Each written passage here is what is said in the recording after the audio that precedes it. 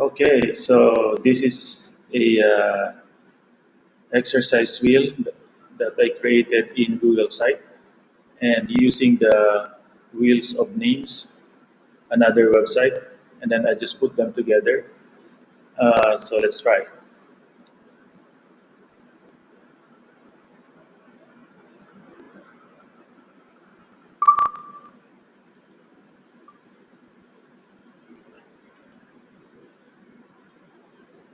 So the student will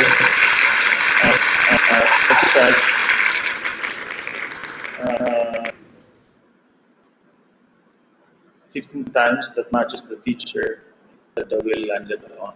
So, so that is the how this game works. Okay, so you just click, then it will spin, then the student will wait, and then they will.